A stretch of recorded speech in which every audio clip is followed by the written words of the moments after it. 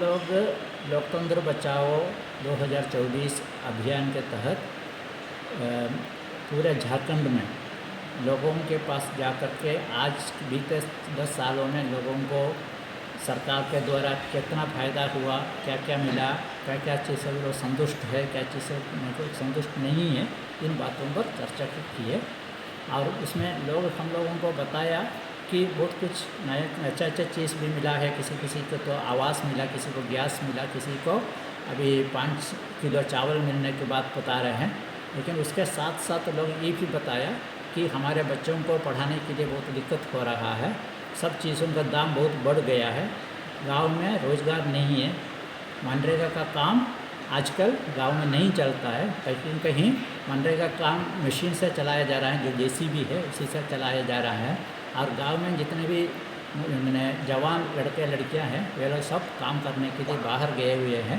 परिवार में कुछ कहीं तो परिवार के जो पत्नी और बच्चे बचे हुए हैं, और जब बच्चे बीमार हो जाते हैं तो बहुत दिक्कत हो जाता है, पता नहीं कहाँ ले जाएंगे, कैसे दवा कराएंगे। सारे स्वास्थ्य केंद्र जो गांव में है उसमें नहीं चलता है।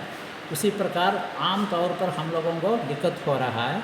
हम लोग को जो स्टाइपेंड मिल रहा है आजकल, उसके लिए कास्ट सर्टिफिकेट मिलना भी बहुत दिक्कत होता है।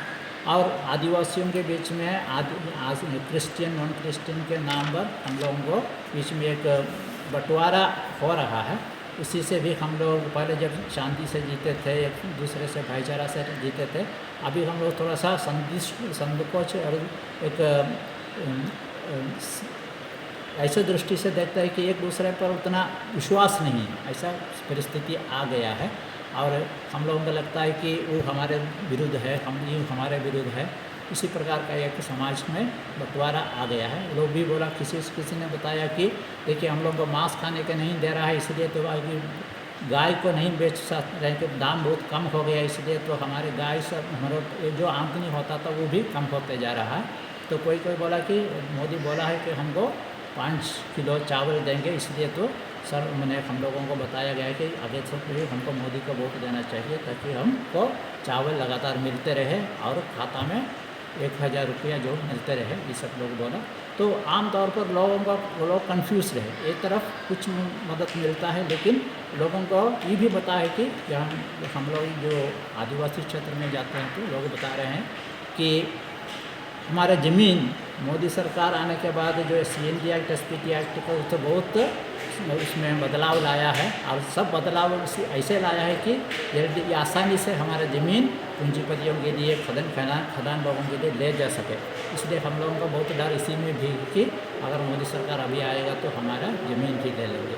तो लोगों को हम लोग समझाते हैं कि आप वोट दीजिए जिसको जो आपका भलाई करेगा, आपका भविष्य को अच्छा करेगा, उसको समझ करके ऐसे लोगों को आप लोग वोट कीजिए। सबको एक मिनट को वोट दीजिए। जैसे मैं आपको बता रहा था, जो बाहर है उन लोगों को बुला करके वोट दीजिए, और ताकि आपका जो भविष्य है आपको बना सके।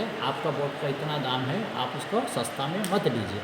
और ये भी हम लोग बताते हैं कि गठबंधन लेकर पार्टियों की तरफ से भी गठबंधन बना है, आज तक उसका सफाई नहीं हुआ है, कौन कहाँ बोलते हैं। लेकिन वे लोग भी चाह रहे हैं कि वोट का बंटवारा ना हो, एक ही पार्टी आपके सामने आए भाजपा के विरुद्ध, आप लोग समझ लीजिए और उसके आधार पर आप वोट कीजिए। ये भी हम लोग बताया है।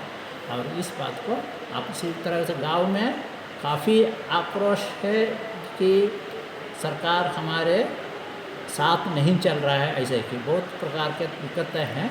लोगों को लग रहा है कि हमको बच्चों को पढ़ाने की सुविधा कम है, हमारे स्वास्थ्य की सुविधा कम है। तो आयुष्मान कार्ड के बारे में बताते हैं, जैसे तो 5 लाख मिलने का है, लेकिन कहीं नहीं मिलता है। कहीं ऐसा किसी को नहीं सुना है कि अभी हम लोग जब बीमार हो जाते हैं तो हमको पता नहीं कैसे मिले, कहाँ मिले, इस हमको हम इसलिए कोई प्रैक्टिकल में हमको नहीं मिला है, लेकिन हमको बताया जाता है ये सब मिलता है। ऐसे कंफ्यूज स्थिति है गाँवों में, यही हम लोग का आपको बताना है। बस।